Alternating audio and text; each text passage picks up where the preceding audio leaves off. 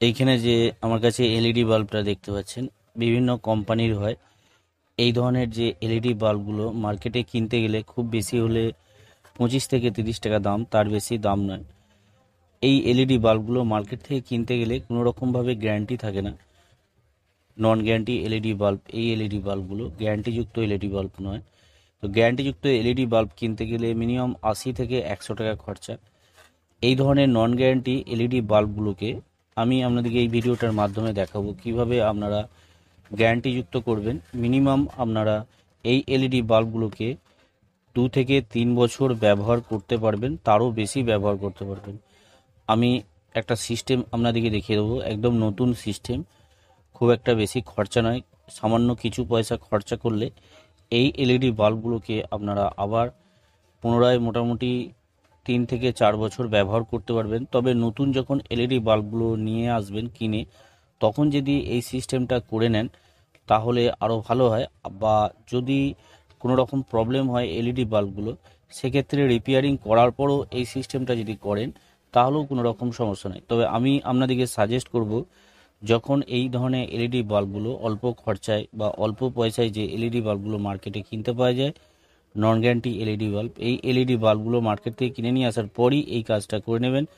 আমি যে সিস্টেমটা আপনাদেরকে দেখিয়ে দিচ্ছি, যে কেউ এই কাজটা করতে পারবে। এইখানে প্রথমে আমি ডিফিউজারটা খুলে নেব। তো ডিফিউজারগুলো এগুলো গ্যারান্টিযুক্ত এলইডি বাল্বের ডিফিউজার হলে অনেকটা টাইট থাকে। নন গ্যারান্টি এলইডি বাল্বের যে ডিফিউজারটা আছে, এই ডিফিউজারটা খুব একটা টাইট নয়। এইভাবে হাতে করে যখনই এইভাবে চাপ দেবেন খুলে যাবে। এইখানে দেখতে পাচ্ছেন, এইখানে সরাসরি ডাইরেক্ট 220 ভোল্ট এসি সাপ্লাই দেওয়া আছে, B22 ক্যাপ থেকে সোল্ডারিং করা আছে। এইখানে যে পয়েন্ট দুটো দেখতে পাচ্ছেন, এইখানে পয়েন্টের সাথে এখানে দুটো কানেকশন করা আছে। এইখানে যে ডিওবি প্যানেলটা লাগানো আছে, এই ডিওবি প্যানেলটা, এখানে আরেকটা জিনিস দেখুন, এইখানে কোনো রকমভাবে কম্পাউন্ড পেস্ট ব্যবহার করেনি বা খানিক কিছুটা ব্যবহার করেছিল, এখানে উঠে গেছে।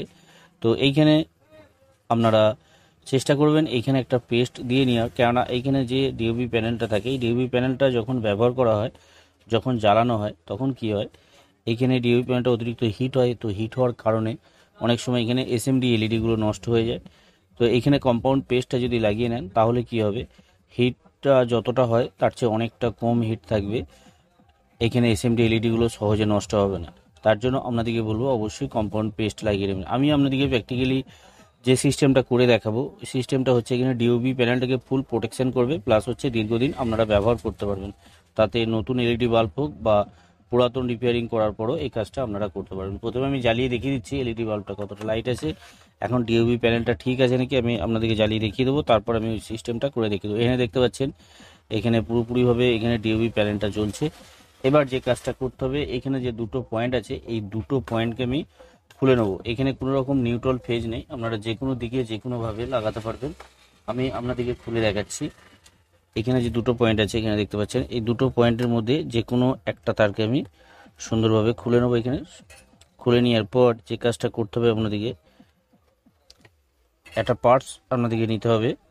এই পার্টসটা অ্যাভেলেবেল মার্কেটে কিনতে পেয়ে যাবেন। এই ধরনের একটা নন পোলার পিএফ, এটাকে পিওফও বলতে পারেন বা পিএফ ক্যাপাসিটারও বলতে পারেন।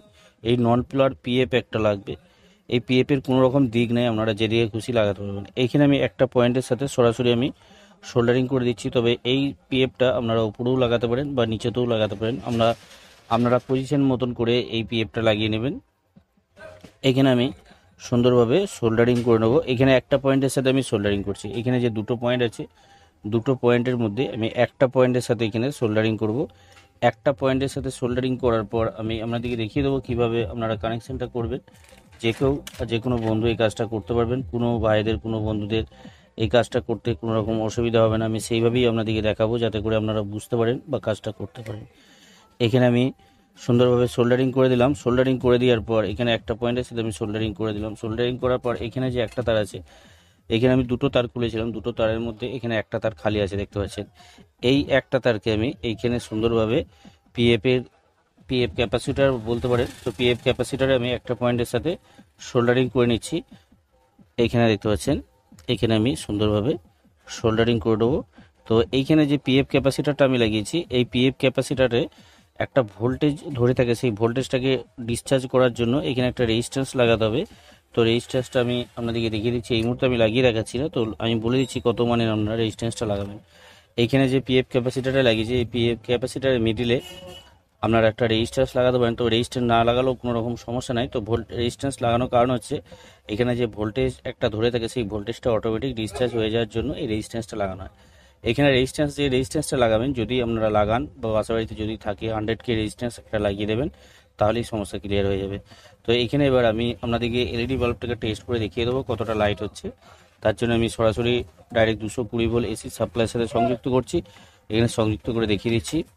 এখানে দেখতে পাচ্ছেন এলইডি বাল্বটা পুরোপুরিভাবে জ্বলছে, কোনো রকম সমস্যা নেই।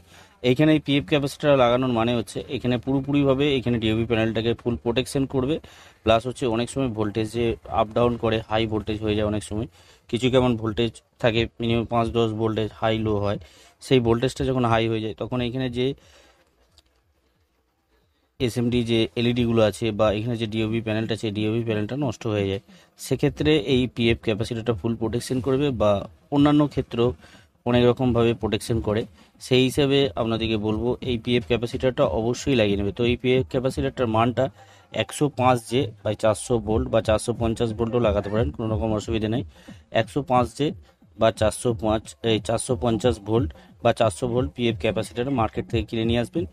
কিনে নিয়ে এসে আপনারা লাগিয়ে নেবেন। লাগিয়ে নিলে আপনারা এই এলইডি বাল্বগুলোকে দীর্ঘদিন ব্যবহার করতে পারবেন। আরেকবার আমি ডিফিউজারটা লাগিয়ে দেখিয়ে দিচ্ছি। তবে পিএফ ক্যাপাসিটারটা আমি আপনাদেরকে প্রথমেই বলেছি, পিএফ ক্যাপাসিটার আমি উপরে লাগিয়েছি, আপনারা নিচেতেও লাগাতে পারবেন, আপনারা আপনাদের সুবিধা মতন লাগাবেন। এখানে আমি ডিফিউজারটা লাগিয়ে নিচ্ছি। ডিফিউজারটা লাগিয়ে নেওয়ার পর আমি আপনাদেরকে টেস্ট করে দেখিয়ে দেবো। এখানে আমি হোল্ডারের সাথে সংযুক্ত করব। হোল্ডারের সাথে সংযুক্ত করে আপনাদেরকে লাগিয়ে দেখিয়ে টেস্ট করে দেখিয়ে দিচ্ছি। দেখতে পাচ্ছেন এখানে এলইডি বাল্বটা পুরোপুরিভাবে জ্বলছে। এখানে লাইটটাও দেখুন, লাইটটা অনেকটাই লাইট আছে।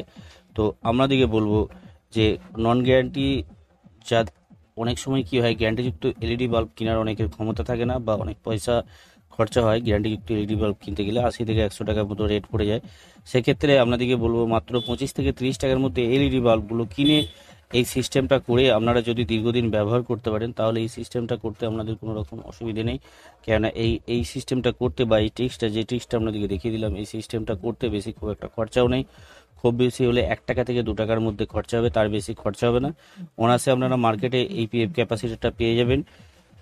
ভিডিওটা যদি ভালো লাগে অবশ্যই একটা লাইক করে দেবেন, লাইক করতে ভুলবেন না। আর এই ধরনের ভিডিও পাওয়ার জন্য অবশ্যই চ্যানেলটাকে সাবস্ক্রাইব করবেন। সাবস্ক্রাইব করে অল নোটিফিকেশন অন করে রাখার কারণ হচ্ছে যখনই আমি ভিডিও আপলোড করব সাথে সাথেই আপনারা দেখতে পাবেন।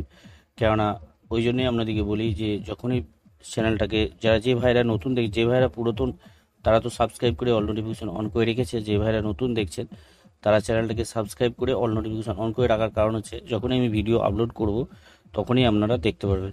আশা করছি বুঝতে পেরেছেন কিভাবে এই নন গ্যারান্টিযুক্ত এলইডি বাল্বগুলোকে কীভাবে আপনারা গ্যারান্টিযুক্ত করবেন। আপনারা সকলেই ভালো থাকবেন, সুস্থ থাকবেন, নিজের খেয়াল রাখবেন। ওকে, থ্যাংক ইউ, ধন্যবাদ।